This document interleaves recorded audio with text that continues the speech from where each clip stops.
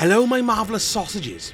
Now, in Pacific Drive, your best friend is your car. It's a battered 90s station wagon that will be your protector, your companion, and your friend. It's a cosy, tiny oasis that you need to care for, repair, and upgrade because you're in a really bizarre, weird place called the Olympic Exclusion Zone, where reality itself isn't a guarantee. And in fact, reality is out to get you. Overdramatics aside, I've been lucky enough actually to get some early access to Pacific Drive, Ironwood Studios' debut game. It's going to be releasing, as far as we know, on the 22nd of February 2023. The preview covers the first few missions, but it also allows you to do a little bit of exploring as well. And I've got to admit, I'm having a blast with it. It's so different. I'm really, really enjoying it. Now, at a basic level, it's described as a first-person driving survival game, and the notion of that grabbed me from the start. And you have to discover why you've been pulled into this really weird place called the Olympic Exclusion Zone. Now, to find out, you have to explore and look after your four-wheel Millennium Falcon. I'd watched The Empire Strikes Back the night before, and the comparisons were quite frankly inevitable. You've got to fix it, upgrade it, replace the panels, the doors, the bumpers.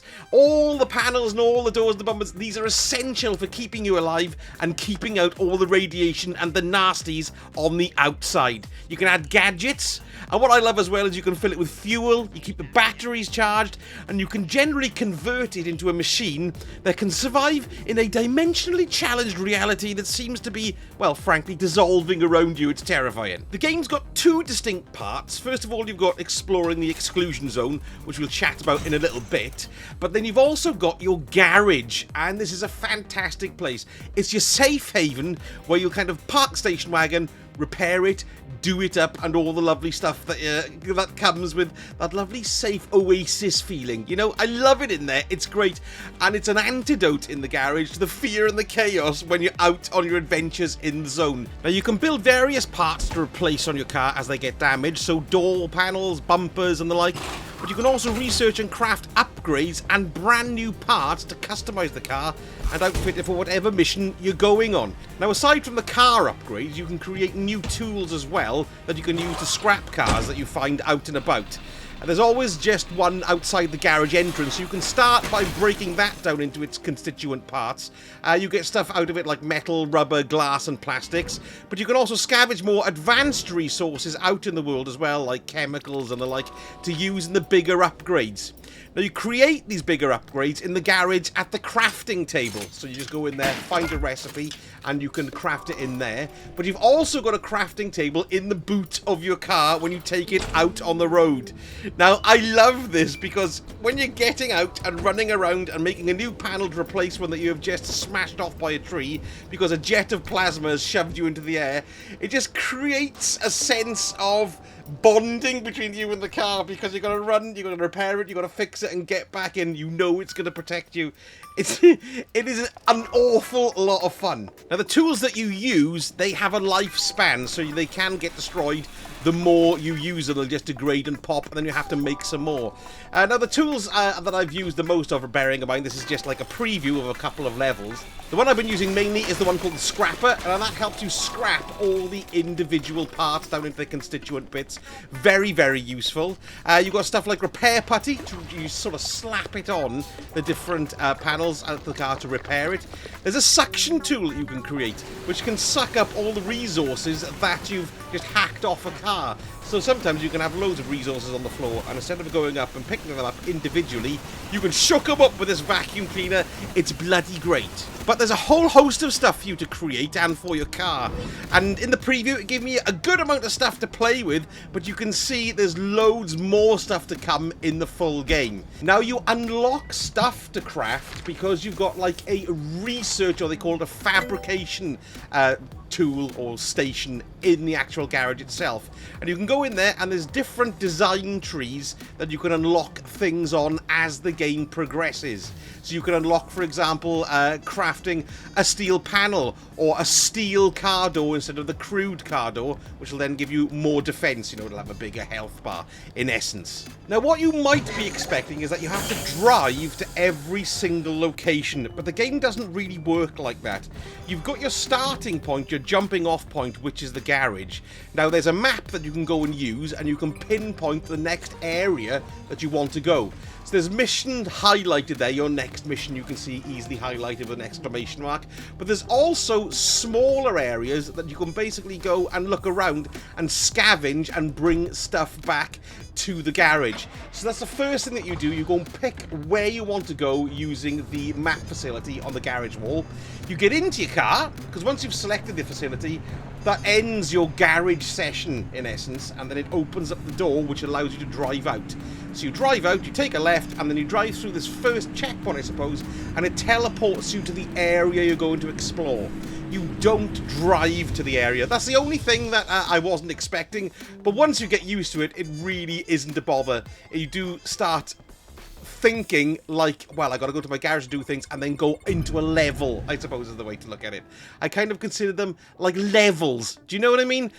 So far, I've noticed there's two types of missions. You've got your story missions, which obviously progress the story, and then you've got exploration areas as well that you can go scavenge, find new parts, and generally explore and experience this incredibly frightening and weird place.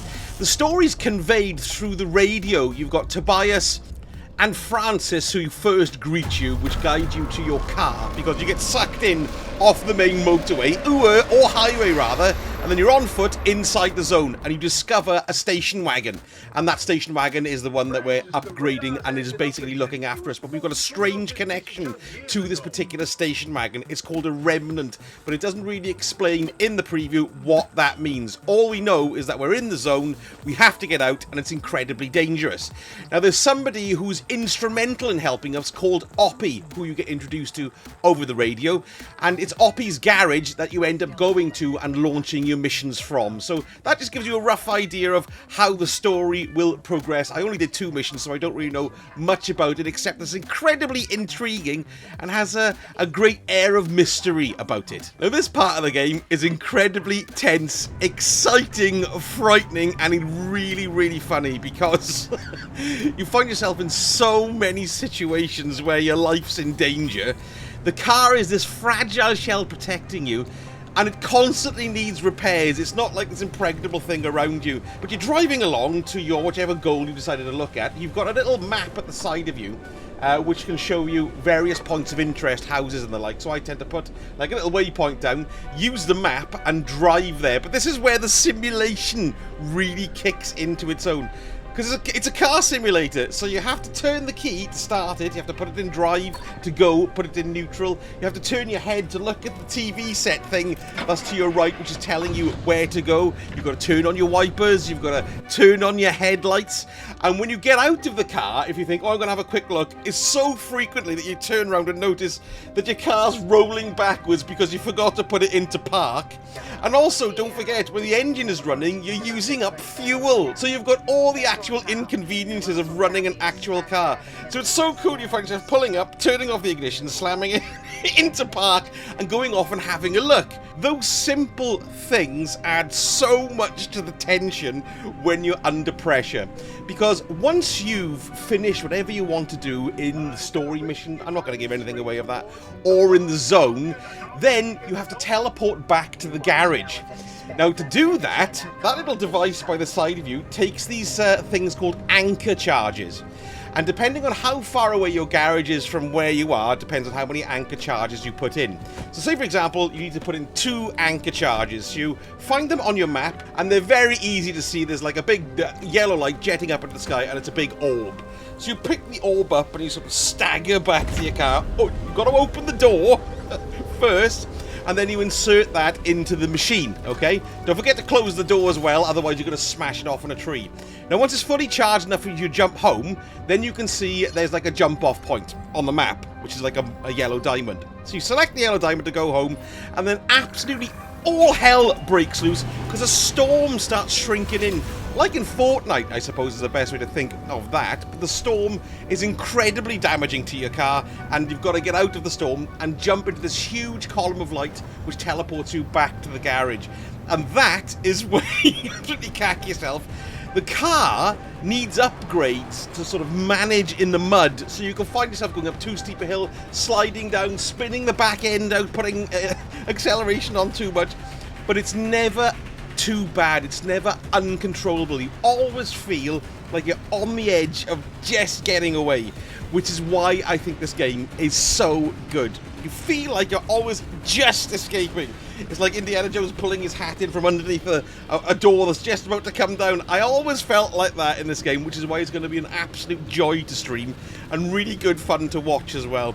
And I'm really interested in seeing the story unfold too. There are dangers in the exclusion zone. Like I said, there's jets of plasma. Sometimes you see these pieces of ground just shooting up out of the ground. They sort of just grow, and they can just eject your car into the air. You've got these long red lines of plasma, which you can see like saw blades coming through. But there's also, well, they're not creatures as such, but it's odd. The first thing I noticed were these crash test dummies that were everywhere. And when you touch them, they explode, but they also seem to pop up in the darkness. Because when you get out of your car and exploring on foot, if you haven't got a torch, which is what you haven't got at the start, it can be very frightening, and one of these dummies just goes and hits you in the face when you're walking around. It can be terrifying. Not only that, there's these rolling spiky balls that sort of attach themselves to your car and then totally bugger up all your systems. So you've got to stop the car, turn the engine off, put the brake on, and then come out and pull the bugger off your car and then destroy it. And there's also, the only other thing I've seen so far is sort of creatures-wise, but they're robotics, they're not real creatures so far, are these flying, well, like massive hunky drones, hunky as in sexy. They've got bigger magnets swinging off them that they attach to your car and pull you off the road into the underbrush, so you've got to watch out for them as well. The sound is brilliant. It's frightening. It's strange, and it always keeps you on edge and prickling too, and that goes as well for the atmospheric effects. When the storm was around me, it's only happened once or twice for me, it's completely like bathed in red light, but occasionally you get like a really bright blue crackle cutting through the red. It just feels great, and there's a sense of urgency, real urgency, to get out of there and get back in the light once you've done your mission and go back to your garage. And your car sort of explodes out of the portal, comes to a stop in the garage, and you're all sort of smoking and you're battered. You come out and you look at it and you go, ah, right, okay, let's fix you, baby. Then you go and tinker, and you calm down. You can go and have a little look at what's wrong with it, and you can go and pick your next mission. You can build new stuff. It's a great gameplay loop, and I think the full game is going to be great fun, and I cannot wait to play the whole thing. Now, there are a few things, of course, that could do with a little bit of work. It is a build in progress, but you find sometimes you don't know whether to long press a button or short press a button. That can be a little bit confusing. Sometimes you don't know how to get it going on. For example, radio messages would come in and it says to press a certain button on the controller, but it doesn't stay on the screen very long, and I was tapping the button, but I should have been holding it. I found that interaction happened quite a lot, so that can be a little bit irritating. At first glance, there seems to be a lot of stuff to research, and you do have to dig into it and find out how to do it. It's not very forthcoming in telling you exactly what to do in that regard. So for example, I've got to build a detailer machine, and I'm still having trouble finding that and how to build that in the actual demo, but I'm sure it's just somewhere in the crafting table that I haven't uncovered yet. But I think things like that, you know, will be sorted out. There's some little visual cues in the menus and the user interface that don't seem to be working sometimes. Things jump around the place a little bit, but they have said this is still, you know, a work in progress, and they're going to be polishing these things within the next 4 weeks. They do seem to be very little things, and things that they should be able to iron out quite easily. The base game is solid and good fun, and I didn't really run into any problems, to be honest with you. The game's going to be available on PlayStation 5 and on PC, and that's Steam and the Epic Store as well, on February the 22nd, and it looks like a lot of fun. fun. Personally, I think I'll prefer to do the PS5 version, but that's just my want. Do you know what I mean? So, let me know in the comments. Does Pacific Drive tickle your fancy? It certainly tickles mine, so I'm going to be doing some more videos on it. I'll also be doing some live streams and some guides as well. So if you want to see more stuff on Pacific Drive and various other games as well as Destiny, don't forget, give me a like and a subscribe. That'd be totally brilliant. And then I shall see you on the electric internet very soon. Sausage.